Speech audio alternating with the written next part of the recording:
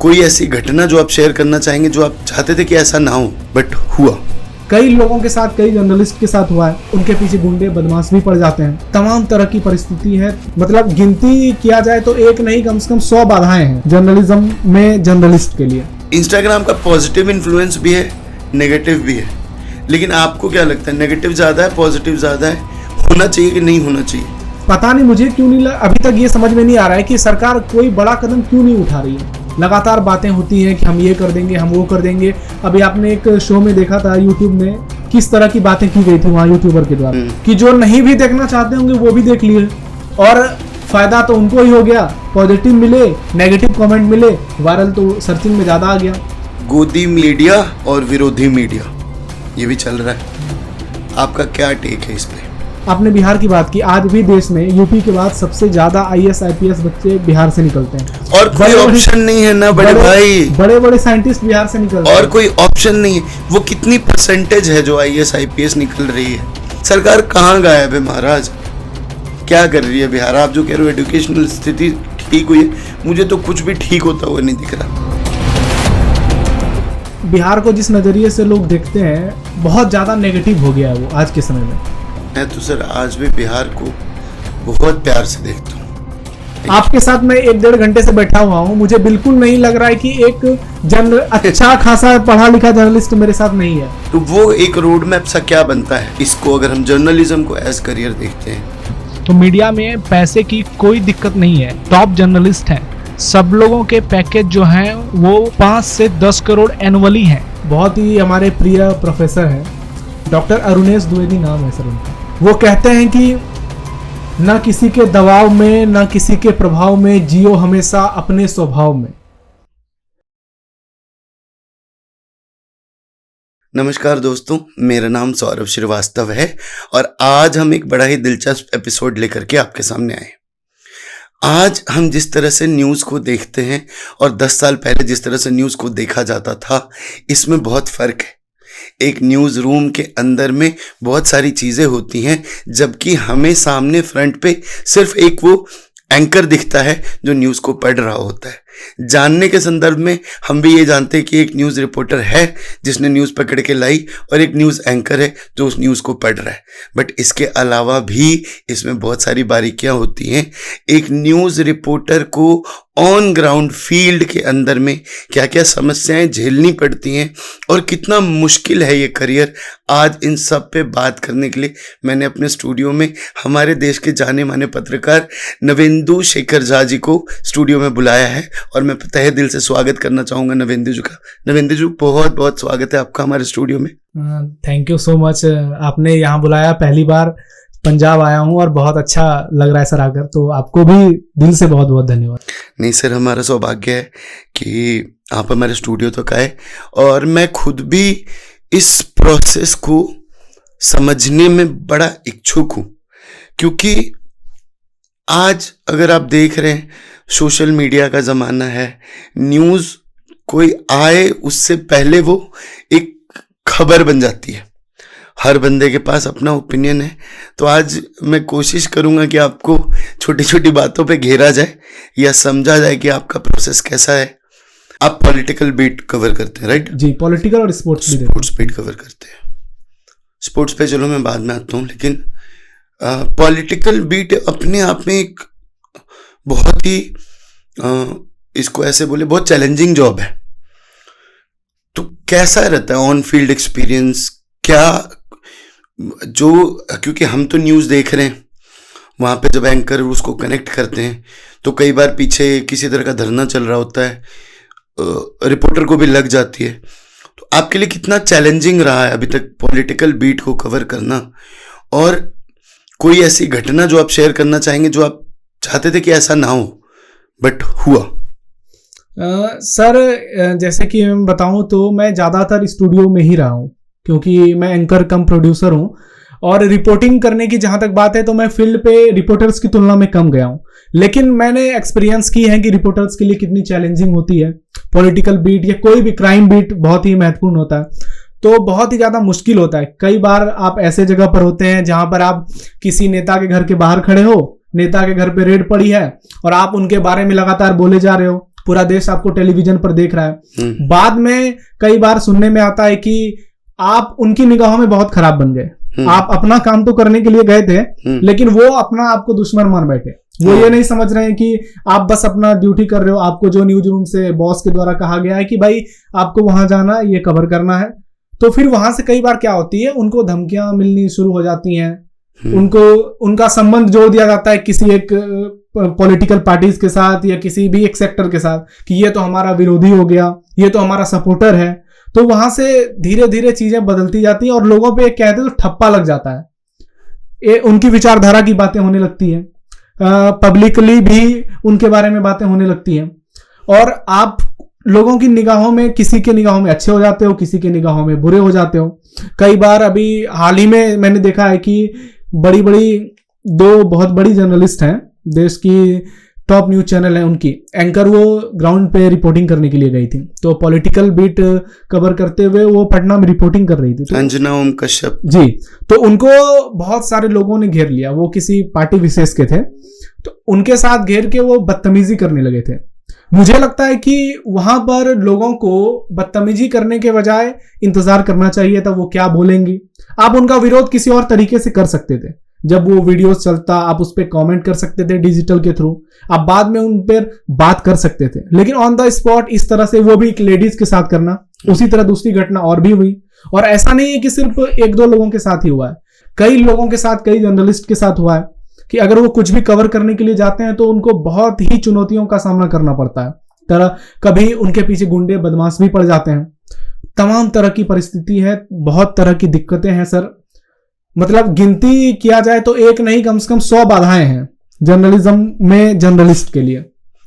इसमें life threatening calls भी होती हैं जहां तक मुझे पता है। बिल्कुल होती है। मेरी कई सीनियर जर्नलिस्ट से बात होती है जो बहुत ही लंबे समय से रहे इस फील्ड में, तो वो बताते हैं कि कैसे उन्हें लाइफ थ्रेटनिंग कॉल की गई, वो भी बड़े बड़े लोगों के द्वारा। उसमें कई नेता भी रहे, कई अंडरवर्ल्ड के डॉन भी रहे। बात इतनी दूर तक पहुंच जाती है कि दूसरे देश से भी उनको कॉल्स आ जाते हैं कि भाई तुम अपना तरीका बदल लो, तुम ये करना छोड़ दो, तुम इस पर कवर करना छोड़ दो, नहीं तो फिर तुम हो, हम जानते हैं तुम कहाँ रहते हो, तुम्हारी फैमिली कहाँ रहती है। इन सब चीजों बहुत सारी दिक्कतें फिर होती हैं। देश में जान लेना देना इतना आसान काम हो गया है। यहाँ पे पॉलिटिकल बीट तो आप छोड़ दो। यहाँ पे मैं एक दिन आ रहा था और एक ऑटो वाले का एक बाइक वाले से कोई बहस खटपट हो गई, ऑटो वाले का। और इन जनरल जब आप किसी रोड रेज में होते हो तो बंदा गहमा गहमे में दो बातें कर देता है। ऑटो वाले ने अंदर से ऐसे छुरा सा निकाला और बंदे के मार दिया। बंदा बच गया, but he could have died। तो यहां तो पॉलिटिकल धमकी मिल रही है। अगर आपने पुलिस कंप्लेंट की, कोई गैंगस्टर आपको कंप्लेंट कर रहा है, कोई धमकी दे रहा है, आपने पुलिस कंप्लेंट की, तो उसके बाद भी मारे जा सकते हो जी। तो इतने दबाव के अंदर में कैसे काम करोगे? और आप पहला स्टेप क्या लेते हो अगर इस तरह का कोई कॉल आता है? तो क्या क्या किया जाता है? अगर आप बात करें तो मैं एक एग्जांपल देना चाहूंगा आपको। टाइम्स नेटवर्क की एक रिपोर्टर, अभी कुछ लगभग मुझे लग रहा है कि साल 1.5 साल पहले की बात है, पंजाब में वो रिपोर्टिंग कर रही थी। कोई बड़े नेता, उनके कोई जानने वाले उनके साथ जो चलते फिरते थे, उनके पैर में उनकी गाड़ी से चोट लग गई और रिपोर्टर फीमेल थी। अब उन्होंने, रिपोर्टर की गाड़ी से नेता को चोट लगी? हाँ, उन्हीं के किसी स्टाफ कमांडो वगैरह किसी को लग गई थी, लेकिन वो पहले से ही टारगेट थी रिपोर्टर। हालांकि वो बहुत ज्यादा एक्सपीरियंस नहीं थी, लेकिन क्योंकि चैनल, वो जिस चैनल से आई हुई थी, वो चैनल उनके नजर में ठीक नहीं था। वो उनको अपना दुश्मन मानते थे, ऐसा लोग कहते हैं। कई लोगों से मैंने बात की तो वो ऐसा बताते हैं। तो हुआ वहां पर क्या, जब उनके पैर में चोट लग गई तो उन्होंने वहां पे पुलिस भेजा और उस रिपोर्टर को अरेस्ट कराया और वहां पे सीधा जाके उनको जेल में डाल दिया और उनको ऐसे जगह पर रखा जहां पे बड़े बड़े क्राइम करने वाले लोग थे जेल में। मर्डरर्स के बीच फीमेल के साथ ही मर्डर, उनको इतनी ज्यादा दिक्कत हुई, इतनी परेशानी हुई। आप सोच सकते हैं कोई भी 25-30 साल की लड़की है, अगर वो इस तरह से रिपोर्टिंग करने के लिए जा रही हो दिल्ली से दूर, वो भी वहां पे उनके साथ ऐसी स्थिति आई। लोग कहते हैं कि इसमें सरकार का फोन आया, नेता का फोन आया डायरेक्ट, उनके कहने पे पुलिस वालों ने ऐसा किया। और लड़की का, उनका जैसा अब तक मैंने सुना है कि वो पुलिस कंप्लेन करने गई थी, लेकिन पहले पुलिस ने उन्हीं को अरेस्ट कर लिया और उन पे SC/ST एक्ट भी लगा दिया गया और वहां पे उनको जेल में रखा गया। फिर बहुत कुछ होने के बाद बहुत सारी उन्होंने दिक्कत का उनका सामना करना पड़ा।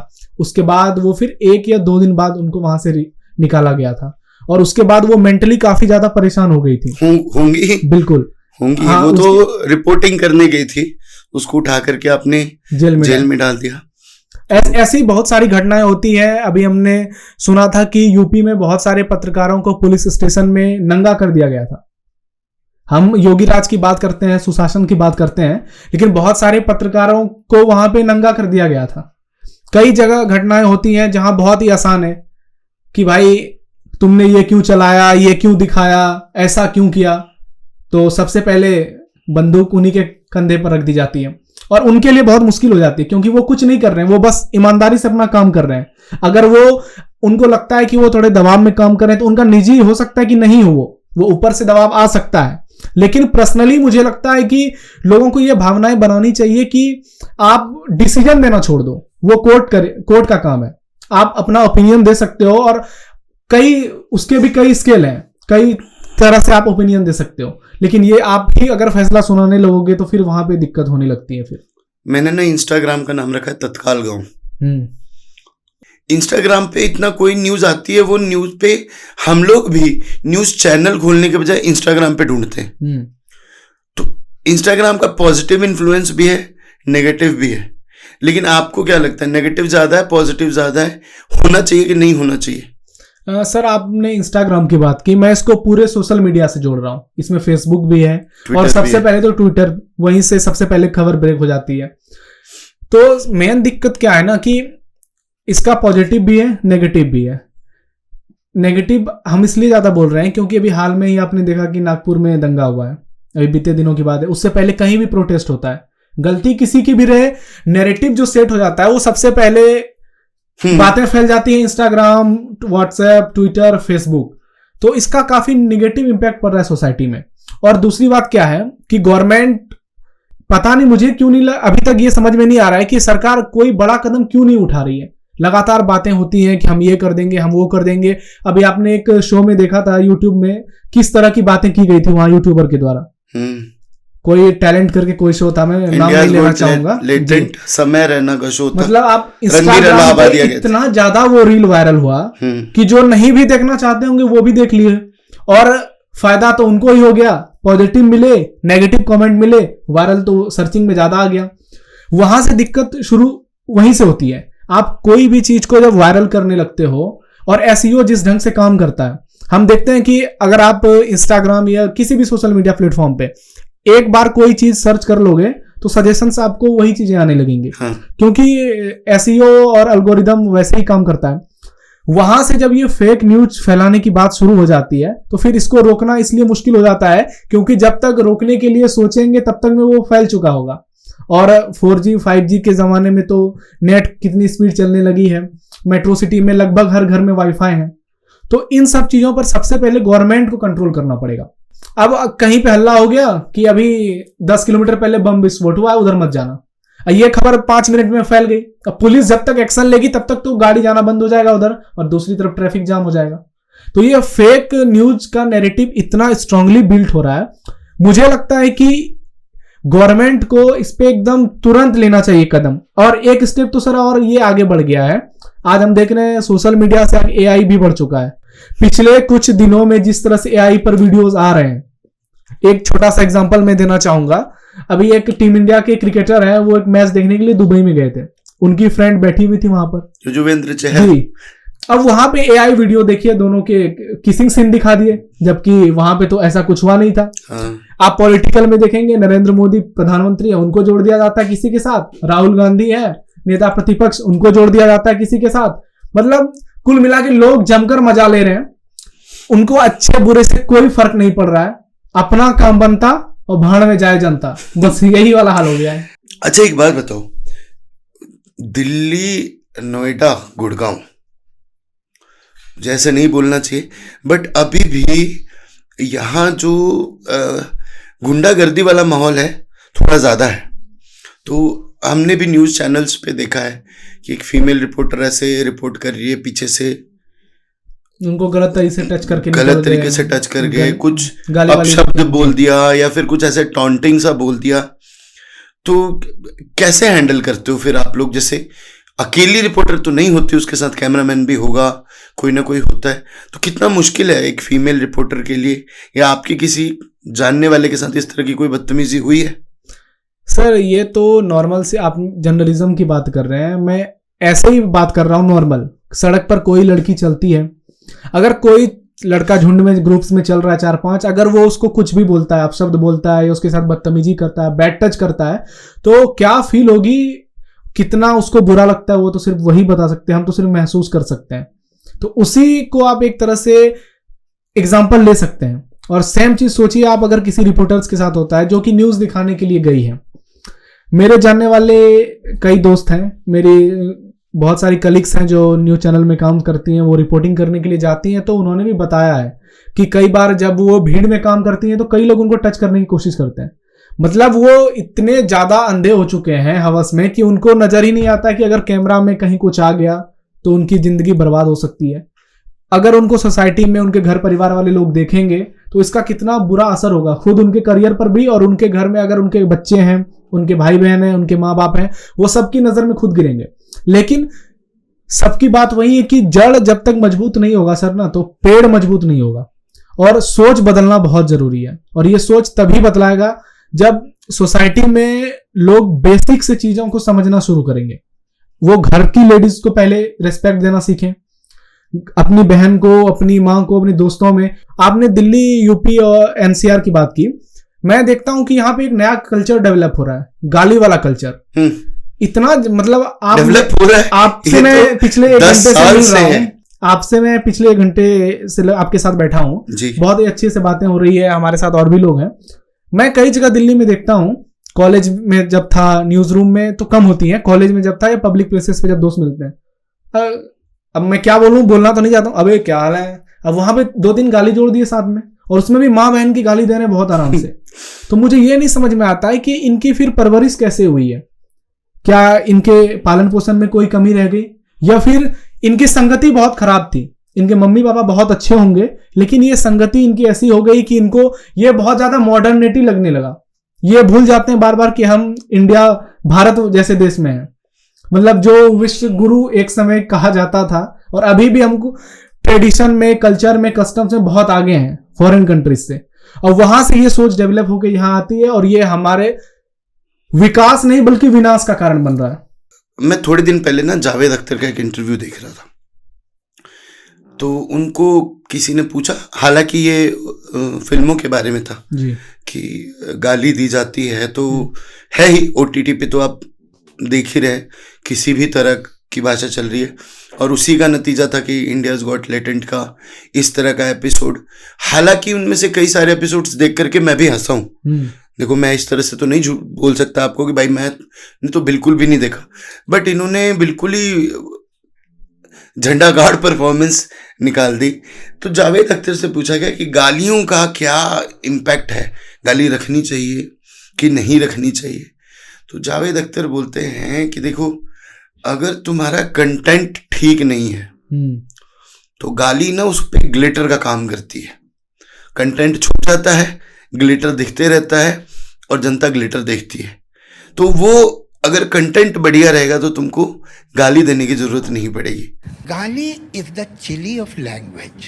If you can speak good language and if you are witty enough, you don't need this chilli.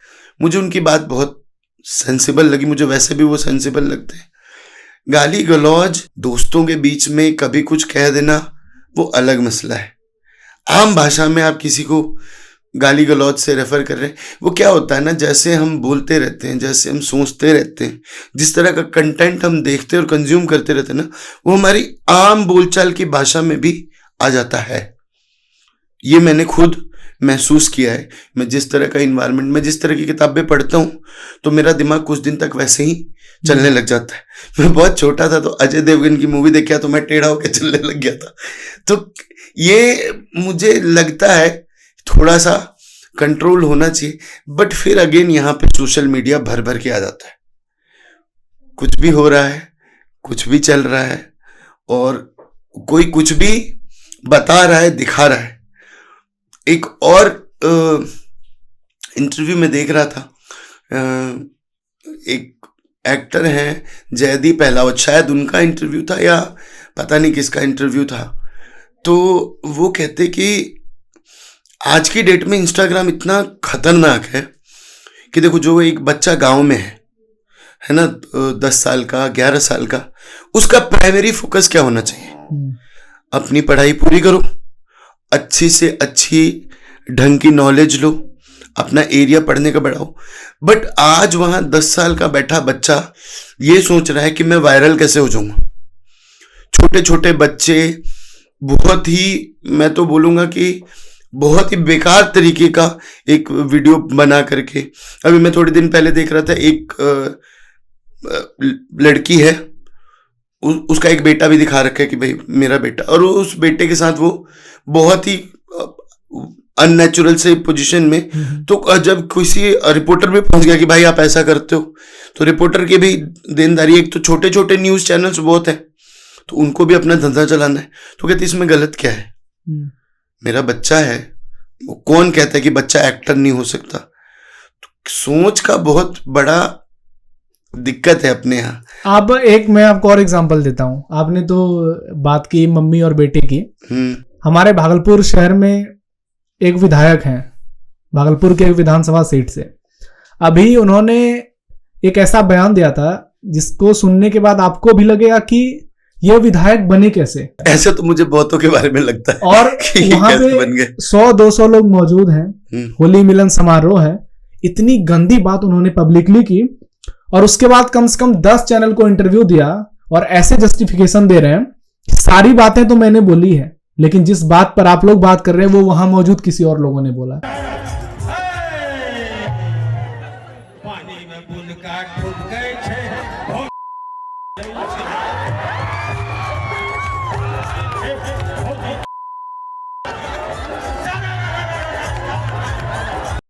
जबकि वो कितना भी बहरा लोग क्यों ना होगा, वो जब सुनेगा तो कहेगा ये इन्होंने ही बोला है, और एक बार नहीं वो कई बार बोल चुके हैं। तो आप सोचिए कि जो हमारे नियम कानून बनाने वाले लोग हैं वही जब कुछ फॉलो नहीं कर पा रहे हैं, वही अपने संस्कार को बचा नहीं पा रहे हैं, तो फिर हम न्यू जनरेशन से उम्मीद कैसे कर सकते हैं? अब भद्रता की तो ना कोई परिभाषा ही नहीं रहेगी यार। मैं इतना एजुकेशन फील्ड में होने की वजह से मैं यूनिवर्सिटीज का कल्चर भी देख रहा हूँ, मुझे नहीं सही लगता है। और इसी कारण सर कई देशों ने अपने यहाँ सोशल मीडिया पर बैन भी लगा दिया है। इंडोनेशिया में नियम काफी कड़े कर दिए गए हैं, चाइना में पूरी तरह से बैन कर दिया गया है फेसबुक वगैरह। चाइना तो बहुत पहले से फेसबुक, इंस्टाग्राम, उनका तो अपना सोशल मीडिया प्लेटफॉर्म है। कुल मिला के जो अगर उसका आप आउटकम देख सकते हैं तो बहुत ही बढ़िया है। वहां के युवा जो है वो अपने स्किल्स को डेवलप कर रहे हैं, वो टाइम बर्बाद नहीं कर रहे हैं कि रील देख रहे हैं, टाइम बर्बाद कर रहे हैं। हमारे यहाँ तो क्या हो गया है आजकल की, क्यों पड़े हो चक्कर में, कोई नहीं है टक्कर में, जितना रील बना सको बनाओ। मतलब रील की, अब आप देखेंगे कि कोई केक का फोटो है तो उस केक को पॉटी के अंदाज में बना दिया जाता है, अब लोग उसको खा के रील बना रहे हैं। वॉशरूम वाले में आप जाओगे उसमें गोलगप्पे डाल के रील बना के खा के। अब मैं खुद देखता हूं, मैं ज्यादा रील नहीं देखता हूं। जब ये सब देखता हूं तो मुझे भी लगता है पता नहीं ये या तो ये पिछले जन्म में बहुत बड़े आविष्कार रहे होंगे अभी ऐसा कर रहे हैं, लेकिन इस पे कंट्रोल कैसे होगा ये समझ में नहीं आ पा रहा है। आपको क्या लगता है क्या करना चाहिए कि कंट्रोल हो? न्यूज तो है ही, चलो ये भी, बट मतलब मुझे ऐसा लगता है मेटा ने जब से इंस्टाग्राम है को एक्वायर किया है ना, इंस्टाग्राम की कोई अभी वो कोई लॉजिक नहीं बचा है इंस्टाग्राम का। Instagram is just another TikTok, कोई ये नहीं है। मुझे लिंक्डइन एक प्लेटफॉर्म लगता है जहां उसमें भी लिंक्डइन भी धीरे धीरे जा रहा है। लिंक्डइन का जो पर्पस था, अब देखो अब वहां पे कोई रेसिपी बनाने की वीडियो डाल रहा है कि हमारी रेसिपी है, हम ऐसे बना रहे। लिंक्डइन इज नॉट फॉर इसका भी कारण फूड प्रोडक्ट्स। अगर आप कहीं जॉब के लिए अप्लाई करते हैं तो आप लिंक्डइन तक ही रह जाओगे और वहां दूसरे लोग लेके चले जाएंगे जो उनके कांटेक्ट वाले होंगे। तो वो उस पर्पस में काम नहीं आ पा रहा है लिंक्डइन जिसलिए बना था। हालांकि इन सब सोशल मीडिया प्लेटफॉर्म से अभी तक वो ठीक है फिलहाल। अच्छा चलो आपकी पैदाइश बिहार की है जी। मेरी भी बिहार से ही है। जो आरंभिक प्राइमरी शिक्षा दीक्षा होती है वो मेरी बिहार से ही है जी। तो बिहार को लेकर के ना मेरे भी दिल में एक है जगह, क्या ठीक है इसका भी कुछ होना चाहिए, बट बिहार का कुछ क्यों नहीं हो रहा। वहां के पॉलिटिकल न्यूज में और बाकी किसी भी देश के किसी भी कोने के पॉलिटिकल न्यूज की कवरेज में ऐसा आपको क्या लगता है, क्या डिफरेंस है बिहार के पॉलिटिकल मुद्दों को और बाकी जगहों के पॉलिटिकल मुद्दों पे? आपका स्टेक क्या है, कैसे देखते हैं आप? बिहार के बारे में एक बात कही जाती है सर, आप लोगों के जहन में भी यही होगा कि वहां कुछ भी होता है उसमें जातिवाद एक बहुत बड़ा फैक्टर है, इस वजह से डेवलपमेंट नहीं हो पाता है। लेकिन मैं पिछले 2-3 साल से देश के अलग अलग हिस्सों में जा रहा हूं, जब बिहार को मैं 2 पार्ट में देखता हूं। एक नीतीश कुमार के पहले वाला बिहार, आज से यानी आप 2005 के पहले वाला मैं समझ, लालू यादव, राबड़ी देवी थी, उनसे पहले लालू यादव थे, और एक नीतीश कुमार का बिहार, ये तो जमीन आसमान का अंतर नजर आता है। मैं पहले थोड़ा इस पे पॉलिटिकली बोलना चाहूंगा। मैंने बहुत कुछ पढ़ा इस पे। आज से कुछ साल पहले तक मुझे भी लगता था कि बिहार में वाकई में कुछ नहीं हुआ है, लेकिन जब मैंने चीजों को पढ़ा, आंखों देखा, तो फिर मुझे समझ में आया कि बिहार के बारे में जितनी बातें होती हैं दरअसल वो सही है ही नहीं। आज के समय में 2025 में आप बिहार चले जाओ, मैं नोएडा रहता हूं, दिल्ली, नोएडा, हरियाणा अक्सर घूमना फिरना होते रहता है। जो इंफ्रास्ट्रक्चर डेवलपमेंटल है वो तो यहां का बहुत बढ़िया है, लेकिन कई मायनों में मुझे लगता है कि बिहार बहुत आगे बढ़ रहा है, जैसे कि एजुकेशन, उसके बाद रोड, बिजली, पानी, सड़क, ये सब मुद्दे बहुत तेजी से बिहार में ग्रो नहीं कर पाए, लेकिन इसके बावजूद नीतीश कुमार ने बहुत अच्छा काम किया। आप आज से 15-20 साल पहले किसी से भी पूछो बिहार के बारे में, लोग जंगल राज की बात कर देते हैं। हालांकि अभी चुनाव आने वाला है, मैं ज्यादा बोलूंगा तो जोड़ दिया जाएगा किसी एक पार्टी के साथ। एक समय होता था बिहार में कि शोरूम लूट लिए जाते थे। आपने खुद बताया कि आप कुछ करने के लिए वहां गए थे, आपको पहले ही टैक्स, आपसे रंगदारी टैक्स मांगा गया, लोगों से जबरदस्ती पैसे छीन लिए जाते थे, शाम में लड़के लड़कियां घर से बाहर नहीं निकल पाती थी, माहौल बहुत ही खराब रहता था। लेकिन पिछले कुछ सालों में बहुत चीजें बदली हैं। अब मुझे लगता है कि बिहार को थोड़ा और आगे सोचना पड़ेगा। अब इन नेताओं का जो दौर था वो खत्म हो गया। As a CM Nitish Kumar मुझे लगते हैं कि बिहार के अभी तक के one of the best chief minister रहे, उन्होंने काफी काम किया, लेकिन एक सेक्टर में वो पीछे रह गए, और उसी को मुद्दा बना के अभी चुनाव में कांग्रेस पार्टी, एक यूथ लीडर है, उनके नेतृत्व में बहुत बड़ा पद यात्रा कर रही है, कन्हैया कुमार है, पलायन रोको रोजगार दो। तो मुझे लगता है ये बहुत अच्छा स्टेप है। तो अगर इस फील्ड में कुछ काम होता बढ़िया, वहां पे फैक्ट्रीज लगती, इंडस्ट्रीज लगती, पलायन रुकता, रोजगार के नाम पे, तो चीजें बेटर सर हो सकती थी, और वहीं से चीजें स्टेब्लिश होती, क्योंकि माहौल ही नहीं मिल पाता है वहां पर, लोगों को ऐसा लगता है। हमें आजाद हुए शेखर जी 50 साल से ऊपर हो गए जी। अगर मैं सिर्फ, आपने बोला एजुकेशन की हालत बेहतर है, रोड्स की हालत बेहतर है, बिजली की हालत बेहतर है, एजुकेशन पे तो कैसे बेहतर है मुझे समझाइए। आज से 10 साल पहले भी अगर आप देखें, आज एक बच्चा जो वहां पे मान लो इंजीनियरिंग करना चाहता है जी, आप उसको पूछो कि तुझे एडमिशन कहाँ लेना है, अगर उसको 20 कॉलेजेस का ऑप्शन मिलता है, आईआईटी और एनआईटी तो आप हटा दीजिए, तो भी क्या वो बिहार का कोई कॉलेज चूज करेगा इंजीनियरिंग करने के लिए? मुझे तो नहीं लगता सर, नहीं लगता। इसलिए क्योंकि मैंने बेसिक की बात की, जो शुरुआती हैं वो काफी अच्छे हैं। अगर इन्हीं चीजों को और बेहतर ढंग से किया जाता, क्योंकि किसी भी सरकार के लिए 5 साल 10 साल बहुत होते हैं, और इन लोगों को बहुत समय मिला है, चाहे आरजेडी की सरकार हो या जेडीयू बीजेपी की सरकार हो, बहुत दिन लंबे समय से सरकार चल रही है। क्योंकि आप दूसरे स्टेट से तुलना कर सकते हैं कि और भी स्टेट है वो इतना जल्दी कैसे ग्रो कर रहे हैं। हर तरफ तो बिहार ग्रो कर गया, लेकिन मुझे लगता है इस तरफ ग्रो नहीं कर पाया। और यहाँ पे गलती नेताओं की भी है, और गलती है कि लोगों में भी एक जो जन भावना है, लोग अगर वैसा क्रिएट कर पाते जब वो वोट देने जाते हैं, तो भाई हमारा ये मुद्दा होना चाहिए। आजकल एक बिहार में नेता है, बहुत फेमस हो रहे हैं, वो कहते हैं कि मैं जमीनी मुद्दा उठाता हूं।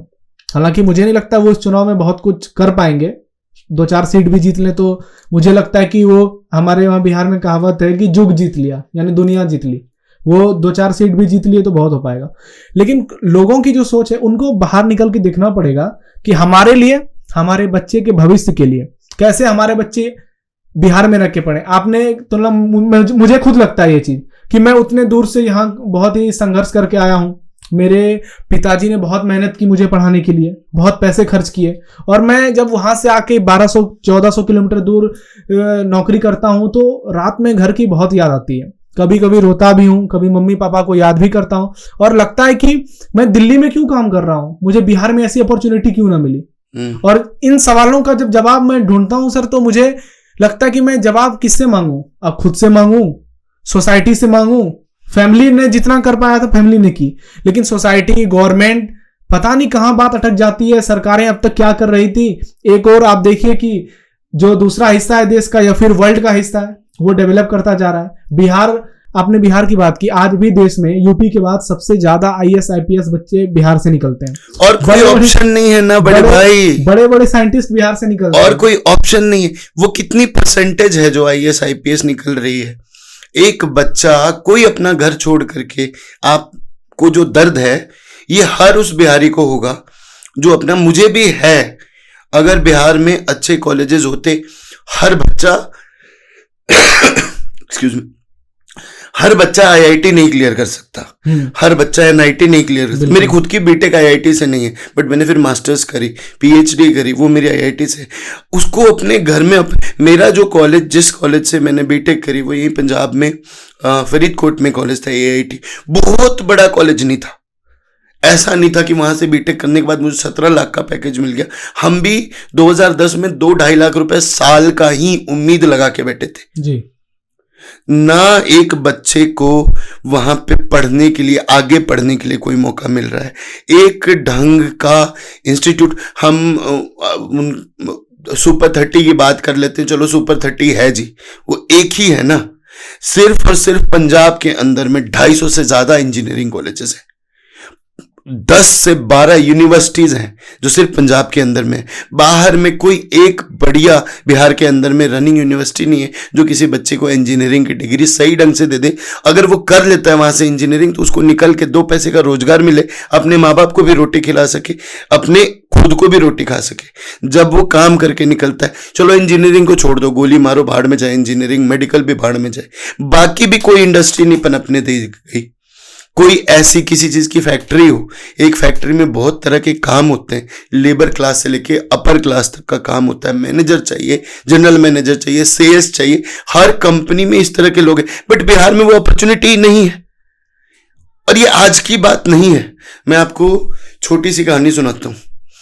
जब मेरी इंजीनियरिंग कंप्लीट हुई, मेरी प्लेसमेंट हो गई थी, तो मैं उतरा, मैं गया, 2010 की बात है ये जी। बीटेक कंप्लीट हुई, जॉब लेटर हाथ में था, और मैं गया भाई। मैं अपने शहर में उतरा और ऐसे मैंने झुक के मिट्टी को ऐसे सर पे लगाया कि वाह, हो गया एकदम सब। मैं घर गया बहुत खुश, माँ बाप को देखा, उनके एकदम से कैसे सुधर जाएगा, अभी तो मेरी नौकरी लगी थी। एक दिन तो मैं पूरे नशे में था भाई कि मैं अपने घर वापस आया हूं। अगले दिन मेरा इंटरनेट नहीं चला जी। मैं अपने कॉल लॉग्स नहीं पूरे कर सका। रात में मुझे मच्छर काट रहे थे। यहां आप देखोगे, चंडीगढ़ की बात मैं कर रहा हूं। मैं इंडिया के किसी भी शहर में सेटल हो सकता था, बट चंडीगढ़ को चूज करने का एक बहुत विशेष कारण है। हर हफ्ते यहां से एक गाड़ी निकलती है, गर्मियों के दिन में, सर्दियों के दिन में, जो पूरे मोहल्ले के अंदर में स्प्रे मारते हैं ताकि मॉस्किटोज भाग जाए। म्युनिसिपैलिटी के लोग यहाँ का गटर हर मंथ या हर 2 महीने पे, हर 3 महीने पे म्युनिसिपैलिटी के लोग आकर के साफ करके जाते हैं।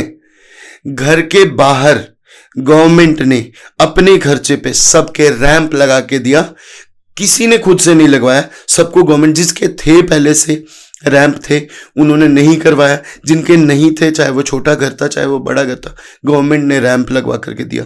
सुबह हर सेक्टर के अंदर में गाड़ियां घूमती हैं जिनके नीचे इतने बड़े बड़े झाड़ू लगे होते हैं। आप यहाँ की सड़कों से निकल के देखो, आपको गंद के नाम पे बहुत कम दिखेगा, ऐसा नहीं कहता नहीं है, वो भी हम ही लोग फैलाते हैं। लेकिन वहां पे बच्चों का एवरेज आदमी की इनकम आज भी 7, 8, 10 हजार रुपये। क्या होता है 10 हजार रुपये?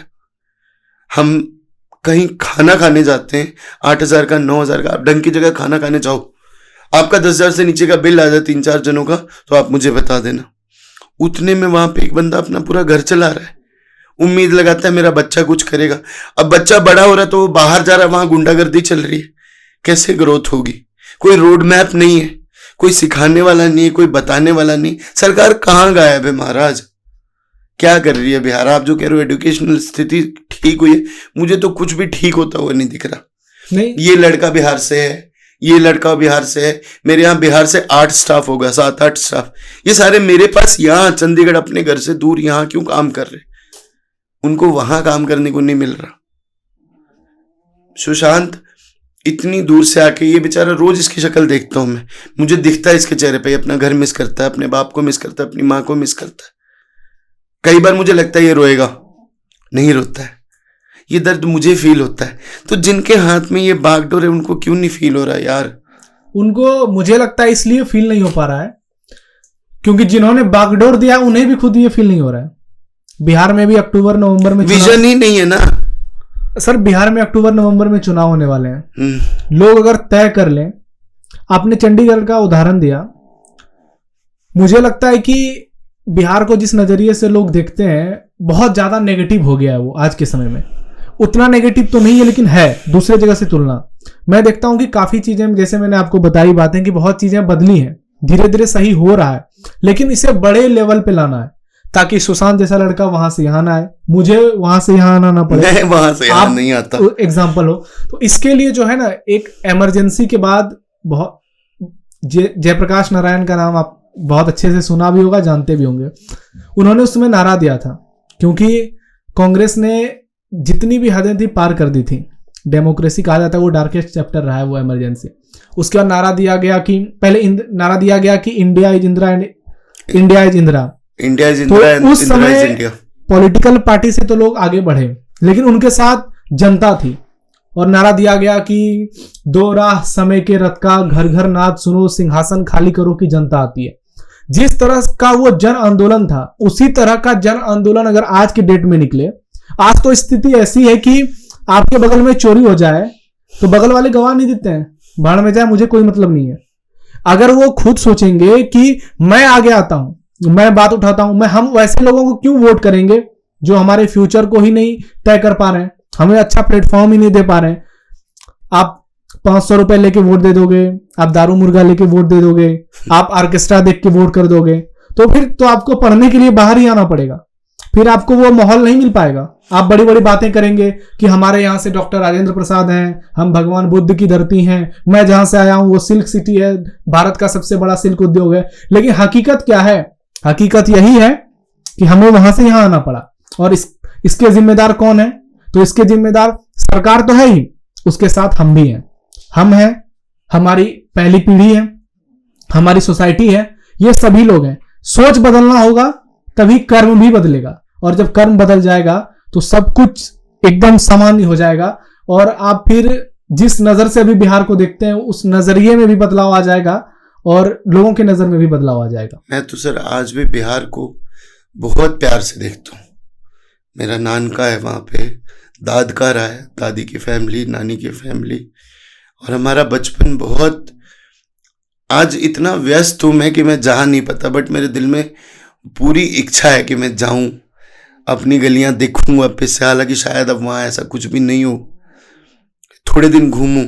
लेकिन सर आपको मैं बीच में रोकना चाहूंगा कि आपने बिहार की बातें की, पिछले कुछ समय में बिहार में काम तो हुए हैं। जैसे कि कुछ मैं अगर एग्जांपल दे सकूं तो बिहार पूरे कंट्री का सबसे पहला राज्य है जिसने फीमेल को आरक्षण दिया।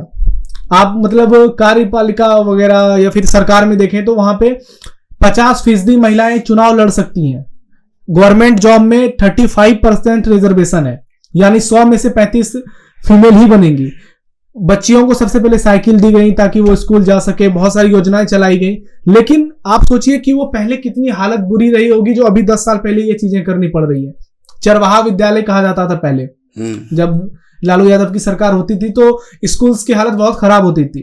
टीचर्स की जो भर्ती हुई थी उसमें जो बिल्कुल भी पढ़े लिखे नहीं है वो भी टीचर बन गए हैं और हजारों रुपए महीने का उठा रहे हैं।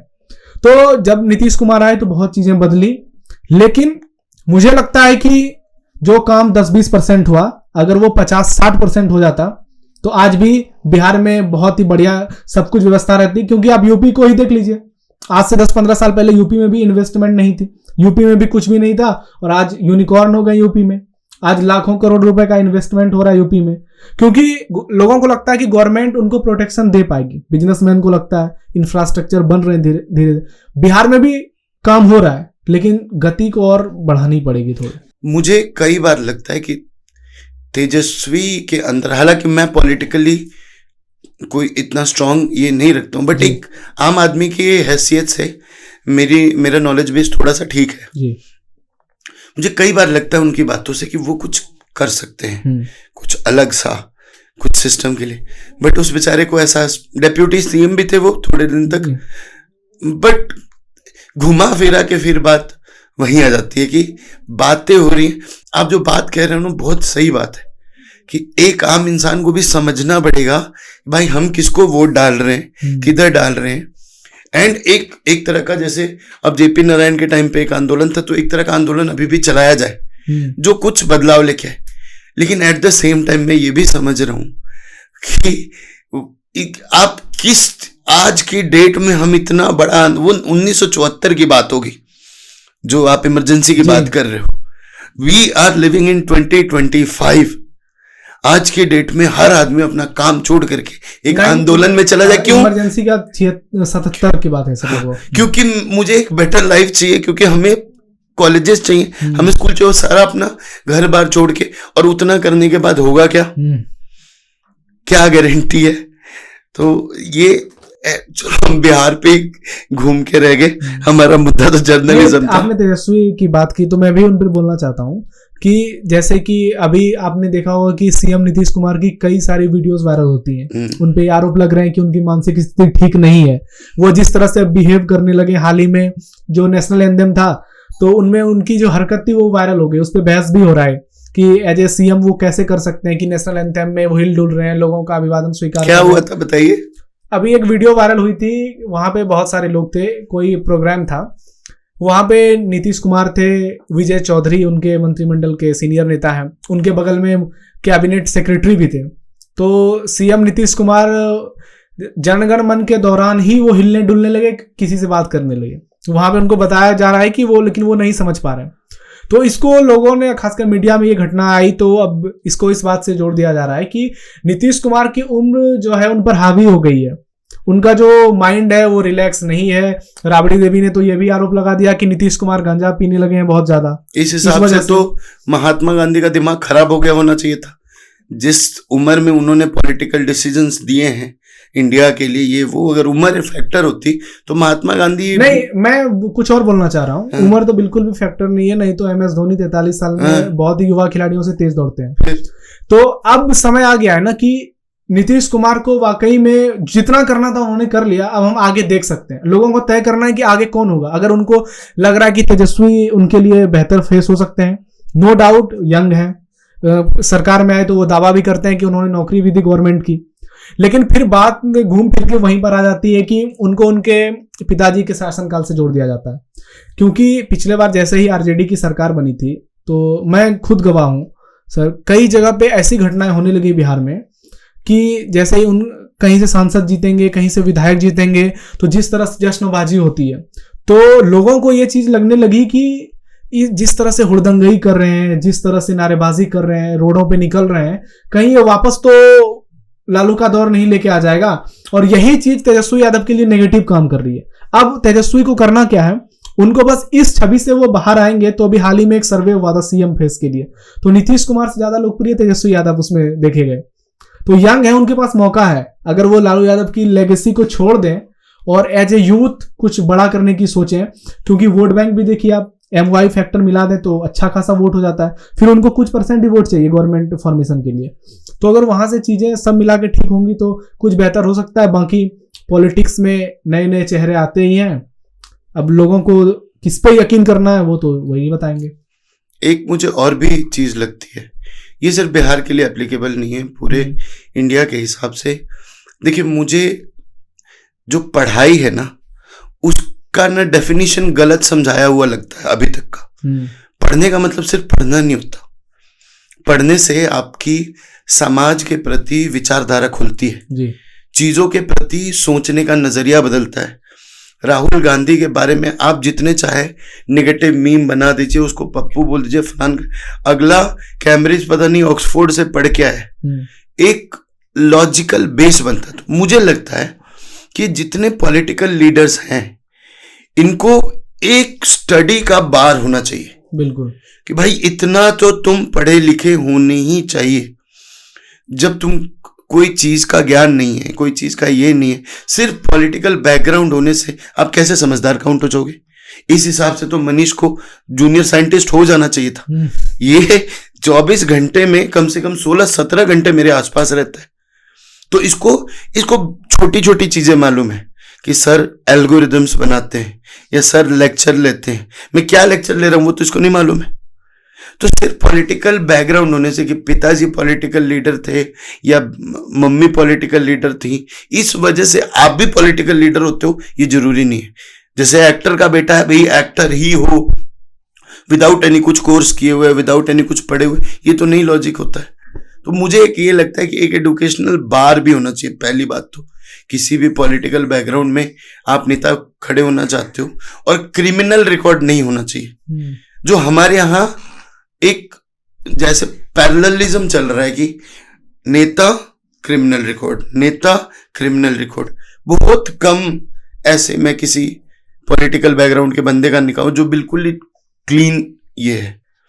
इतने सारे लोग हैं, कुछ लोग जेल के अंदर हैं फिर भी मिनिस्टर हैं, कोई MLA है, कोई कुछ है, कोई कुछ है। ये नहीं होना चाहिए, हमारे देश के लिए ठीक नहीं है। कई बार मुझे बहुत दुख होता है, लेकिन बतौर आम इंसान में कर भी क्या सकता हूँ? मैं वोट डाल सकता हूँ, वहां भी धांधली है। चलो कोई बात नहीं, वापस से आते हैं जर्नलिज्म पे। बिहार पे बड़ी बातें होगी। आप तो खुद पॉलिटिकल ये से हो, पॉलिटिकल एक्सप्लेनेशंस पे मुझे कुछ बड़े नाम पता है, जैसे रवीश कुमार एक लंबे टाइम तक एक चैनल के साथ थे, प्राइम टाइम करते थे, उनका चैनल भी हिट था, वीडियो भी हिट था। अब नहीं है वो, और इसका पूरा का पूरा एक पॉलिटिकल ड्रामा से इसको जोड़ा जाता है। गोदी मीडिया और विरोधी मीडिया ये भी चल रहा है। आपका क्या टेक है इस पे? कुछ लोग कहते हैं कि वो बहुत ज्यादा नेगेटिव है और इतनी नेगेटिविटी की न्यूज रूम में जरूरत नहीं है। कोई कहते हैं कि वो अपने जगह सही है, उनके लिए न्यूज रूम सही नहीं था। अब तो वो वहां है नहीं। एक तरफ आपने गोदी मीडिया की बात की, दूसरी तरफ विरोधी मीडिया की बात की। मेरे कॉलेज में जहां से मैंने पढ़ाई की है, बहुत ही हमारे प्रिय प्रोफेसर हैं, डॉक्टर अरुणेश द्विवेदी नाम है सर उनका। वो कहते हैं कि ना किसी के दबाव में ना किसी के प्रभाव में, जियो हमेशा अपने स्वभाव में। और उन्होंने एक किताब लिखी है, क्रेडिबिलिटी ऑफ न्यूज चैनल्स। बहुत शानदार किताब है, अगर आप उसको पढ़ेंगे तो बहुत सारी चीजें आपकी क्लियर होंगी। वहां से वापस लौटता हूं इसी बात पर। इनको निकालने की पीछे की जो कहानी है, कुछ लोग कहते हैं कि छोड़ दिया, कुछ लोग कहते हैं निकाल दिया। मैं ज्यादा डीप नहीं जाऊंगा, लेकिन पता चला है कि उसी चैनल में जब सालों तक मेहनत करने वाले कई पत्रकार थे, उनके इंक्रीमेंट की बात आई तो इन्होंने मना कर दिया। अपने पैसे बहुत ज्यादा बढ़वा लिए और सैकड़ों एम्प्लॉय के पैसे नहीं बढ़ने दिए। ऐसी बात लोग करते हैं। बहुत सारी बात, मैं आ रहा हूं धीरे धीरे आपके सवालों पर। वहां पर ये बातें हुई। और दूसरी बात है जो किसी से छिपी नहीं है, वो सरकार के कितने चहेते हैं या सरकार उनकी कितनी चहेती है। पूरा एक आसमान है तो दूसरा जमीन है, वही वाली स्थिति है। तो मुझे लगता है कि ये गोदी और विरोधी वाली जो छवि है ना, मेरे जैसे जर्नलिस्ट जो है, मैं ना इधर देख मानता हूं खुद को ना इधर मानता हूं, मैं बीच में अपने आप को रखता हूं। और जिस दिन मुझे जबरदस्ती मेरे संपादक काम करवाएंगे, मैं निजी बोल रहा हूं कि सर मैं उस दिन नौकरी से रिजाइन कर दूंगा। क्योंकि अभी तक मेरा जो भी एक्सपीरियंस रहा है, मैंने कोई दबाव नहीं झेला है। मैं अभी जिस चैनल में काम करके आया हूं पिछले 1-1.5 साल में, मुझे बहुत मौके मिले। मैं कुछ भी शो बनाने के लिए जाता था अपने संपादक के पास, फ्री हैंड है। हाँ, ये कभी कभी चीजें जरूर होती थी, अगर कोई सेंसिटिव टॉपिक है, हमें किसी नेता पर लिखना है, तो सर जरूर बोलते थे कि थोड़ा सोच समझ के लिखना, ना ज्यादा दोस्ती किसी से अच्छी, ना ज्यादा दुश्मनी अच्छी। ये चीज होती है। फिर वही बात आ जाती है धमकी वाली, ये फिर दोस्ती वाली। लेकिन कुल मिला के आप एक पत्रकार हो, आपको सच तो बतानी पड़ेगी। इनके बारे में कहा जाता है कि ये एक तरफा ही बोलते हैं, मतलब इनको गवर्नमेंट की अच्छाई कुछ नजर ही नहीं आती, ये सिर्फ बुराई करते रहते हैं। पिछले कुछ साल से ये यूट्यूब चलाते हैं, इन्होंने आज तक गवर्नमेंट की तारीफ ही नहीं की। तो वहीं दूसरे पक्ष वाले हैं, वो कहते हैं कि उनके भी लोग हैं, वो भी उनकी बुराई नहीं करते हैं, सिर्फ गुणगान करते रहते हैं। तो ये वही समझ में नहीं आ रहा है कि ये तय कौन करेगा कि ये गोदी है या विरोधी है। जो लोग ये तय कर रहे हैं वो खुद एक विचारधारा में लिप्त हो चुके हैं। अगर आप कांग्रेस के लेफ्ट के समर्थक हो तो आप यूट्यूबर्स के वीडियो देखोगे, 3-4 यूट्यूबर्स बहुत फेमस हो रहे हैं। अगर आप सरकार के फेवरेट्स हो तो आप टेलीविजन देखते हो। हमारे देश में 30-40% पीपल्स ऐसे हैं जिनके पास एंड्रॉयड फोन नहीं है। तो आप सोच सकते हैं कि डिजिटल ग्रो तो कर रहा है। और एक सर्वे और आया है कि इंडिया में 90% पीपल जो हैं उनकी कमाई 25,000 से कम है। सिर्फ 10% ही लोग हैं जिनकी कमाई 25,000 से ज्यादा है। और इस स्थिति में क्रेडिबिलिटी के मामले में टेलीविजन अभी बेहतर है डिजिटल से, क्योंकि डिजिटल पे गाली गलौज अपशब्द कोई सीमा इसकी नहीं है। टेलीविजन पे अभी ये सब चीजें मर्यादित है अभी तक। हालांकि डिबेट में कभी कभी आउट ऑफ कंट्रोल हो जाता है, लेकिन वो वंस इन अ वाइल है। मीडिया की हालत, आपने एक बात और की थी अभी ऑफ द कैमरा जब हम लोग बातचीत कर रहे थे, पहले जो पत्रकारिता होती तो अब में क्या अंतर है। पत्रकारिता का ना मुझे लगता है सर कि पत्रकारिता का ना पहले स्वर्णिम काल था ना अब है। पहले बहुत कुछ बड़ा तोप नहीं हो गया था, और आज भी बहुत कुछ बड़ी तबाही नहीं मचा दी है कोई अच्छा काम करके। हमने इमरजेंसी का वो दौर भी देखा है जिसमें पूरी तरह से पत्रकारों को ताले लगा दिए गए थे, ऑल इंडिया रेडियो बंद कर दी गई थी, न्यूज़पेपर छापना बंद कर दिया था। और आज के दौर में भी लोग कहते हैं कि सरकार के दबाव में जर्नलिस्ट सवाल नहीं पूछ पाते हैं। प्राइम मिनिस्टर पर एक आरोप लगता है कि वो प्रेस कॉन्फ्रेंस नहीं करते हैं। तो ऐसी कई चीजें हैं, कई तरह की बातें होती है। लेकिन मुझे लगता है कि मैक्सिमम जर्नलिस्ट जो हैं वो ईमानदारी से अपना काम कर रहे हैं। 2, 4, 5, 10 हैं ऐसे, अब उन दबाव में काम कर रहे हैं कि लोभ में काम कर रहे हैं, ये आप खुद तय करिए, आप समझिए इसको। और वहां से फिर अगर आपसे कोई सलाह लेता है, आप अपने बच्चे को इस फील्ड में भेज रहे हैं, तो फिर अपनी राय सोच समझ कर लीजिए, फिर वहां से अगला स्टेप आगे बढ़ाइए। क्योंकि मैं एज ए जर्नलिस्ट बिल्कुल दबाव फील नहीं करता हूं, लेकिन मैं ये भी जानता हूं कि कई प्रकार की दबाव होते हैं चैनल्स में। रवीश कुमार के बारे में जो आपने ये बोला कि खाली निगेटिव ही बोलते हैं, इसमें है सच्चाई तो थोड़ी। तो देखो ऐसे नहीं है, जो मुद्दे वो बंदा पकड़ता है या पकड़ता था, पर वो गलत भी नहीं है। तो ये बात तो है ही कि उन्होंने वो गवर्नमेंट की कोई एक तारीफ वाला सिस्टम रवीश कुमार के साथ नहीं था। और क्योंकि देखो ऐसा भी नहीं है कि मोदी बिल्कुल ही काम नहीं कर रहे। अगर मोदी नहीं अलाउ करेंगे तो आप कोई भी मिनिस्ट्री नहीं चलेगी। सर एक टोकना चाहूंगा और कि पत्रकारों को इस सरकार से इसलिए भी शिकायत है, पुराने जो रहे हैं, क्योंकि आज से पहले जब कांग्रेस की सरकार होती थी तो पत्रकारों ने बहुत मजे लिए हैं। पुराने वाले जितने रहे हैं, जिनको हम वरिष्ठ पत्रकार कहते हैं, मेरे वीडियो देखने के बाद मुझे गाली भी देंगे बहुत लोग, उन्होंने बहुत मलाई खाई है। कैसे? जब प्राइम मिनिस्टर फॉरेन कंट्रीज जाते थे तो इनको साथ में लेके जाते थे, खुद ये स्पेशल जेट में जाते थे, 5 स्टार होटल में रुकते थे, सारे एंजॉय हर तरह के करते थे, खाना पीना सब कुछ, और एक सेलिब्रिटी की तरह रहना होता था। और कहा तो यह भी जाता है कि मंत्री कौन बनेगा ये भी कुछ पत्रकार डिसाइड कर देते थे। तो जिनको आदत इतने लग्जरियस लाइफ जीने की है, और आज के दौर में ऐसा है जहां गोदी मीडिया कहा जाता है, वहां पे एक चैनल बंद हो जाता है, एक साथ 250 लोगों की नौकरी चली जाती है। फिर मुझे समझ में नहीं आता है कहां चले गए गोदी मीडिया कहने वाले, सरकार क्यों नहीं बचा लेती इनको। मतलब बदनाम पत्रकार हो रहा है, वो सरकार का अच्छा कर रहा है बुरा कर रहा है उससे कुछ मतलब नहीं है। जब 250 लोगों की नौकरी अभी कुछ साल पहले एक चैनल बंद हो गई, क्यों नहीं सरकार ने बचा लिया उन्हें। कौन सा चैनल था? जी का एक चैनल था, जी हिंदुस्तान। एम्प्लॉय को आए, संपादक आए और डायरेक्ट कह दिया गया कि चैनल बंद हो रहा है अभी से। 250 लोगों की नौकरी एक बार में चली गई। और कहा जाता है कि उस पर बीजेपी का प्रभाव था चैनल पे, तो प्रभाव था तो भाई क्यों नहीं नौकरी बचा ली बीजेपी वालों ने उनकी। तो बदनामी तो पत्रकारों की होगी। लेकिन कहते हैं कि पत्रकार के साथ जो है ना एक लीडर वाली छवि होनी जरूरी है, कि आप दम रखो सच बोलने का, आपको कोई नहीं रोक पाएगा। आज भी बहुत लोग बोलते हैं, पहले भी लोग बोलते थे और आगे भी बोलते रहेंगे। अब आपको, फिर मैंने वही बात कही ना कि आपको यह तय करना है कि आपको किसी के दबाव में रहना है, किसी के प्रभाव में रहना है या फिर अपने स्वभाव में रहना है। वहां से फिर चीजें तय होती है। रवीश कुमार का ये तो है ही कि कुछ पॉजिटिव नहीं बोला उन्होंने जब से गवर्नमेंट चल रही है। तो थोड़े दिन पहले मैं एक और अगेन तत्काल ग्राम पे ही देखा, लेकिन डोनाल्ड ट्रंप प्रेसिडेंट बनने के बाद उनसे किसी ने कुछ पूछा होगा इंडिया के मैटर पे, तो उन्होंने बोला कि कोई बात हुई थी, obviously it was about Pakistan की। हाँ ठीक है। तो ट्रंप ने कहानी सुनाई मोदी के बारे में कि वो देखने में बड़ा अच्छा इंसान लगता है, बात करोगे तो बहुत नॉर्मल लगता है। India is one of the highest tariffing nations in the world, you know that, and he's a very smart man and a great friend of mine actually. तो जब ऐसा कुछ हुआ तो ट्रंप ने मोदी को पूछा कि अगर आप कहें तो मैं बात करके देखता हूँ, I am very good at this, मतलब कि मैं तो बोलूंगा और ये मामला हो जाएगा। तो मोदी ने बोला कि हम पे छोड़ दो, हम अपने आप हैंडल कर लेंगे। और इस बात को बताते हुए ट्रंप बहुत वो था कि हाँ is a kind of leader जो ऐसे वचन दे सकता है।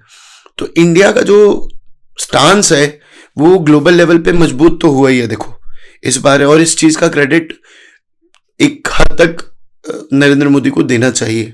इसके अलावा जो चीजें अच्छी हुई हैं हमारे देश के अंदर में, नितिन गडकरी ने इतनी सारी सड़कें बनाई इतने कम टेन्योर में, वो बिना मोदी के ये के तो नहीं हो सकता था। एडुकेशन में भी सुधार है, और आज देखो एप्पल जैसी कंपनी इंडिया में अपना कार बार फिट करने में लगी हुई है, यहाँ मैन्युफैक्चर करेंगे, खुद ही मैन्युफैक्चर भारत में हो रहे हैं, भारत में हो रही है। तो यहाँ पे भी बहुत चीजें हम वर्ल्ड क्लास प्रोडक्ट बना रहे हैं। आप देखिए 100 से ज्यादा हो चुके हैं भारत में। फिर तो है पॉजिटिव चीजें भी हैं मोदी के बारे में, जो चीजें नेगेटिव हैं या वो ये भी हो सकता है क्योंकि हम शायद उसको समझ नहीं पा रहे कि उसका एजेंडा क्या है, उसका मुद्दा क्या है। क्योंकि मोदी अकेले तो डिसीजन नहीं लेते होंगे, उनके आसपास 50 IAS IPS ऑफिसर्स होंगे जो उनको सजेस्ट करते होंगे चीजें, इतने सारे पॉलिटिकल बैकग्राउंड के लोग हैं। तो अच्छी चीजें भी हैं। हाँ, रवीश कुमार ने नेगेटिव चीजों का ही एक ये पकड़ रखा था। लिया, कई सारे ऐसे जर्नलिस्ट हैं वो सिर्फ तारीफ ही करते हैं, उनको नरेंद्र मोदी हो या जो भी उनके फेवरेट लीडर है, उनको फुर्सत ही नहीं है तारीफ के अलावा। वो चैनल पे भी तारीफ कर रहे हैं, वो यूट्यूब पे भी तारीफ कर रहे हैं, अंजना जी खुद कर रहे हैं। अंजना जी को मैंने कभी मोदी गवर्नमेंट के अगेंस्ट में बोलते नहीं देखा, कंगना रनौत को कभी मोदी गवर्नमेंट के अगेंस्ट में नहीं देखा। मतलब ये स्टुपिडिटी है बिल्कुल नहीं। जैसे कि आपने अंजना ओम कश्यप की बात की, तो कई बार मैं उनके शो में जा चुका हूँ और वहां पे डिबेट होता है, उनका बहुत ही फेमस शो है। तो मुझे लगता है कि उनपे उस तरह के आरोप नहीं लग सकते हैं कि उन्होंने सरकार के खिलाफ बोला ही नहीं, क्योंकि आप उनके शो देखेंगे तो कई बार उन्होंने सवाल किया है, और अक्सर आप डेली आज ही देख लीजिए 6 बजे खोल के कि वो सवाल करती हैं। लेकिन लोग नजरिया एक बना लेते हैं क्योंकि उनको उनके माइंड में पहले से ये चीजें आ गई हैं कि ये पत्रकार तो बीजेपी की है, ये पत्रकार तो कांग्रेस का है, ये तो इसकी है, ये तो इसका है। लेकिन कुल मिला के लोग अपना काम कर रहे हैं और बेहतर कर सकते हैं। रवीश कुमार भी आज के समय में अपना यूट्यूब चला रहे हैं, उनकी भी अच्छी खासी फॉलोइंग है वहां पर, वो अपना काम कर रहे हैं। हर कोई अपने अपने हिसाब से आगे बढ़ रहा है। मैं अंजना जी को गलत नहीं कह रहा, बतौर अ व्यूअर मेरा देखो, जैसे सपोज करो कि मैं किसी बात को कहता हूं तो कह देने में और उसको इम्पैक्टफुली कहने में उसको असर क्या पड़ रहा है, वो बहुत, जो अभी इंडियाज गोट लेटेंट का ये हुआ, उसमें 2 चीजें थी ना। रणबीर अलाहाबादिया ने एक वल्गर सा जोक मार दिया, चलो ठीक है उसने मार दिया, बट वो जिस तरह की रिस्पॉन्सिबिलिटी होल्ड कर रहा है, अब उसके मुंह से ये जोक निकला तो ये मामला गंभीर हो गया। तो कहने का वेटेज किस बंदे से आ रहा है और वो किस तरह से दिया जा रहा है वो डिपेंड करता है। जैसे रवीश कुमार जब कुछ बोलते हैं तो लगता है कि हाँ ये एक मुद्दा है, अगर अगेंस्ट में कोई मुद्दा उठाया, फेवर में वो कुछ नहीं बोल रहे, वो उनके पार्ट पे है। इसी तरह से अंजना ओम कश्यप अगर कुछ कोई पॉइंट ऐसा उठाती है कि सरकार ऐसा क्यों नहीं कर रही है, तो मुझे पर्सनली वैसा नहीं लगता है कि ये कोई एक क्वेश्चन मार्क दे रहे हैं गवर्नमेंट को या सोचने का एक मुद्दा दे रहे हैं कि भाई तुम सोचो, ऐसा मुझे पर्सनली नहीं लगता है। शायद मैं सामने सामने मिलूं तो शायद मेरा भी ओपिनियन चेंज हो जाए। Again it's a matter of opinion, मैं कैसे सोचता हूँ, धरती पे दो लोग हैं तो नहीं, आप ऑब्वियसली देखिए अप्रोच है वो सेलेक्टिव ही है। आप अगर जिनका नाम ले रहे हैं रवीश कुमार जी, उनका भी आप देखेंगे तो वो एकदम सेलेक्टिव है। वो पहले से तय करके रखते हैं कि उनको किस वीडियो पे, देश में कई बड़ी घटनाएं हो जाती हैं उस पे वो चुप्पी साध लेते हैं। मैं तो यूट्यूब देखता नहीं हूं ज्यादा किसी भी जर्नलिस्ट का, वो एकदम उनको सांप सूंघ जाता है। ये कई बार टेलीविजन वाले हैं, उनको सरकार से सवाल पूछना चाहिए तो वो चुप्पी साध लेते हैं। ऐसा नहीं है कि वो सवाल जो उठा रहे हैं वो बहुत ही अच्छे सवाल उठा रहे हैं, उनका भी सेलेक्टिव नैरेटिव चलता है। सिर्फ उन्हीं का नहीं, उनके गैंग बहुत लंबे चौड़े हैं और इधर वाले के भी हैं। लेकिन फिर भी मुझे लगता है कि टेलीविजन वाले अगर थोड़ा सा और स्थिति अपना सही कर लें तो सवाल उठाने का तो मौका फिर नहीं मिलेगा। चलो अब एक और आखिरी सवाल बता दो जी। मान लो आज की डेट में अब तो हर चीज करियर है, आप रिपोर्टर हो, एंकर हो, इसमें कैमरामैन भी होता है और भी 50 तरह के जॉब अपॉर्चुनिटीज हैं। तो एक नया बच्चा जो इस लाइन में आता है, मुझे न्यूज चैनल के साथ काम करना है, उसको किन बातों का ध्यान रखना चाहिए जिससे उसका करियर ग्राफ अच्छा चले? क्योंकि आप वो करके आ चुके हो, आपने भी कई सारी, आज मुझे कबीर मेरा बेटा है वो पूछे कि कैसे कैसे चलना है, तो जो प्रॉब्लम्स हैं वो तो प्रॉब्लम्स रहेंगी, मैं उसको बता सकता हूँ ऐसे करेगा तो ये कम लगेगा तेरे को। तो वो एक रोड मैप सा क्या बनता है इसको, अगर हम जर्नलिज्म को एज करियर देखते हैं, एक कोई बच्चा कहीं से भी आता है कहीं से भी करता है, तो क्या रोड मैप बनेगा? ये बहुत ही बढ़िया सवाल किया आपने कि हमको अगर जर्नलिज्म करना है तो हम इस दिशा में कैसे स्टेप बढ़ा सकते हैं। तो मुझे लगता है कि एज ए जर्नलिस्ट जो बेसिक चीजें हैं, सबसे पहले तो आपको अपनी लैंग्वेज सही करनी पड़ेगी, डिक्शन पे कमांड करना पड़ेगा। जैसे मैं बिहार से हूं तो जब मैं नया नया आया था तो बहुत सारे लोग मजाक उड़ाते थे, बोलने की प्रॉब्लम होती हाँ है, श और स में इसे र ड़ में दिक्कत है। लेकिन फिर मैंने वहां पे बहुत मेहनत की, 2-3 महीने तक मैं लगातार प्रैक्टिस करता रहा और वो कहावत है कि practice makes a man perfect. फिर आज मुझे कोई दिक्कत नहीं है। आप बेसिक चीजें पढ़ें और ज्यादा से ज्यादा जानकारी लीजिए, किसी भी टॉपिक पर रिसर्च कीजिए, डीप जाइए। कि किसी ने कह दिया कि उत्तर प्रदेश में 100 मेडिकल कॉलेज हैं, आप पता करिए कि 100 हैं कि नहीं, और 100 हैं तो वो कब बने हैं। अगर 100 नहीं है तो 99 है तो बोलिए कि 99 ही है, एक कम है। पढ़िए, अच्छे लोगों को फॉलो करिए, पॉजिटिव वाइब्स रखिए। और एक बात तो मैं कहूंगा कि इस फील्ड में अगर आप गरीब फैमिली से हैं तो लोन लेके मत आइए, क्योंकि स्ट्रगल तो बहुत है, बहुत, क्योंकि आईटी और मेडिकल से सेक्टर थोड़ा छोटा है। इसमें आप टेलीविजन की दुनिया में तो आपको आगे बढ़ने के लिए बहुत स्ट्रगल करना पड़ेगा, क्योंकि लोग बहुत ज्यादा हैं और स्पेस थोड़ा कम है। हालांकि आप मीडिया का मतलब सिर्फ ये ना समझें कि टेलीविजन मतलब मीडिया, प्रिंट भी है, इलेक्ट्रॉनिक भी है, अब तो डिजिटल भी है, इलेक्ट्रॉनिक में रेडियो भी आते हैं। अगर आपको पत्रकारिता करना है तो आप लोकल लेवल पर भी जुड़ सकते हैं, आप न्यूज़पेपर में काम कर सकते हैं, आप अपने स्टेट में रह के काम कर सकते हैं। आप अच्छे संस्थानों में सिर्फ इस वजह से मत जाइए कि वहां पे बहुत पैसा दे रहा है, सब कुछ बहुत ग्लैमरस है तो हम जाके पत्रकार बन जाएंगे। वहां पत्रकार के लिए जो सबसे बेसिक चीज होती है वो होता है ज्ञान, और आपके पास अगर ज्ञान है तो आप फिर बहुत ही शानदार जर्नलिस्ट बन जाएंगे। आपके पास सवालों का भंडार होगा, आपके पास सेंस ऑफ ह्यूमर बहुत अच्छा होना चाहिए, आपकी डिक्शन लैंग्वेज मैंने बात की वो अच्छा होना चाहिए। बाकी आप कहीं से कर लो, कोई मैटर नहीं करता है आपने बड़े जगह से की, छोटे जगह से की। हाँ, थ्योरी और प्रैक्टिकल दोनों पर ध्यान देना होगा। अगर आप 6 सेमेस्टर पढ़ रहे हैं तो वहां आपको 40 विषय भी पढ़ना पड़ेगा। जैसे पहले सेमेस्टर में मैंने बहुत चीजें पढ़ी, टेलीविजन क्या है, उसका हिस्ट्री क्या है, फिर अगले में प्रिंट में, फिर इलेक्ट्रॉनिक में। इसके बाद बहुत ही कमाल की बात बताता हूँ सर आपको, इसमें फिल्म मेकिंग भी पढ़ाई होती है, इसमें थिएटर की भी पढ़ाई होती है, इसमें एडवर्टीजमेंट भी, पब्लिक रिलेशन भी, इलेक्शन कैंपेन भी, मैनेज भी, सोसाइटी, कल्चर, ट्रेडिशन, बहुत वास्ट। मुझे तो बहुत मजा आया।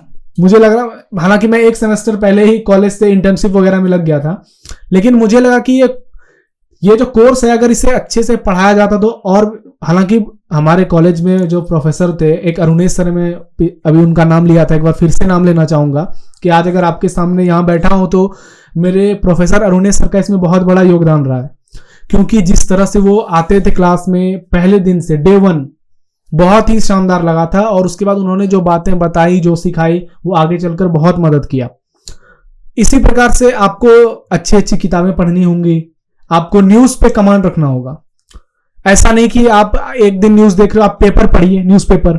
आप वहां पर देखिए कि हिंदी के जो कठिन वर्ड्स होते हैं उनको आप शुद्ध शुद्ध लिख पाएंगे कि नहीं। क्योंकि आजकल हिंदी में देखता हूं तो मुझे लगता है कि इंडिया में हिंदी लोगों की इतनी खराब कैसे होती जा रही है। शुद्ध शुद्ध ना लिख पाते हैं, ना पढ़ पाते हैं। अच्छे अच्छे जर्नलिस्ट मैं देखता हूं और लाइव में गलतियां कर रहे हैं, लाइव शो में। वहां मुझे लगता है कि बच्चों को पढ़ाई की जरूरत है, और वो अगर थोड़ा मेहनत कर लेंगे, उसके बाद आप न्यूज चैनल में नहीं भी काम करेंगे, आप खुद का यूट्यूब खोल लो, कुछ अपनी ऐसी स्किल्स दिखाओ कि लोगों का भंडार लग जाएगा। 1-2 लोग हैं अभी बहुत ही यंग है, उन्होंने न्यूज चैनल से खुद को अलग किया और यूट्यूब में बहुत अच्छा कर रहे हैं, लेकिन सब लोग ऐसा नहीं कर सकते। आप न्यूज चैनल में आओगे, आपको बहुत ही सारे चीजें सीखनी पड़ेंगी, बहुत अच्छा स्कोप है।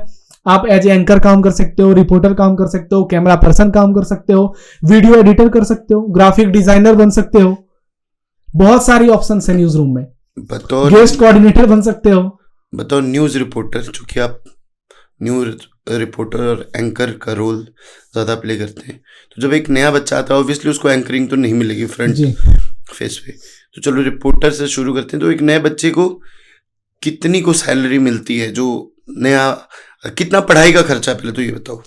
देखिए, पढ़ाई का खर्चा जो होता है, जैसे आप मेडिकल की तैयारी करते हैं, इंजीनियरिंग की करते हैं, आप किसी भी प्राइवेट कॉलेज से करते हैं तो वहां पे कम लगता है। उसी तरह जर्नलिज्म में आप अगर नॉर्मल कॉलेज से करेंगे तो वहां पे कम पैसे लगेंगे। कोई 2 लाख में भी करा रहा है आज के समय में, कोई 10 लाख रुपए भी ले रहे हैं। लेकिन आप ये देखिए कि आप 10 लाख रुपए जो इन्वेस्ट करेंगे उसका आउटकम क्या मिलेगा, इसके लिए आपको सलाह लेनी होगी अच्छे लोगों से। देखिए, अगर इनिशियल पैकेज की बात करते हैं तो आपको शुरुआत में जो पैकेज आईटी में मिलते हैं उसी हिसाब से लगभग पैकेज मिलता है, 5 से 10 लाख के बीच रहेगा। फिर जैसे जैसे आपका एक्सपीरियंस बढ़ता जाएगा, आप अच्छी खासी अमाउंट कमा सकते हो, आप बहुत जल्दी लाखों में भी जा सकते हो। आपको हाल में एक उदाहरण देना चाहूंगा। मुझे मालूम चला है कि जितने भी टॉप जर्नलिस्ट हैं, सब लोगों के पैकेज जो हैं वो 5 से 10 करोड़ एनुअली हैं। तो मीडिया में पैसे की कोई दिक्कत नहीं है, एक बढ़िया करियर आप इसमें देख सकते हो, लेकिन स्ट्रगल बहुत ज्यादा है। जॉब सिक्योरिटी की थोड़ी सी इशू है। अगर आप जी तोड़ मेहनत करते हैं, अच्छी खासी ईमानदारी से अपना पूरा ध्यान इस ओर लगाते हैं, तो नो डाउट आप एक लग्जरियस लाइफ स्टाइल यहां से ले जा सकते हो। 4 बड़े, आपके हिसाब से 4 बड़े कॉलेजेस के नाम बता दो जो आपके हिसाब से रेटेड हैं कि भाई ये तो बढ़िया है, अगर तुमको चांस मिलता है करो।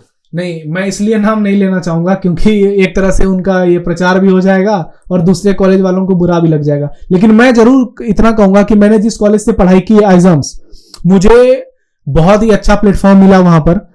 चूंकि न्यूज 24 का वो मीडिया इंस्टीट्यूट है, तो वहां पे थ्योरी के साथ साथ प्रैक्टिकल चीजें भी मिली आपको न्यूज 24 में जाकर के। साथ ही हमारा कैंपस जो है वो एक ही कैंपस में न्यूज रूम भी है और हमारे कॉलेजेस भी चलते हैं, अच्छे अच्छे प्रोफेसर हैं, लीड बहुत अच्छी हैं, बहुत अच्छा प्लेटफॉर्म मिला, थ्योरी मिला, प्रैक्टिकल मिली। हम रिपोर्टर्स के साथ फील्ड पर गए इंटर्न के समय सीखने के लिए।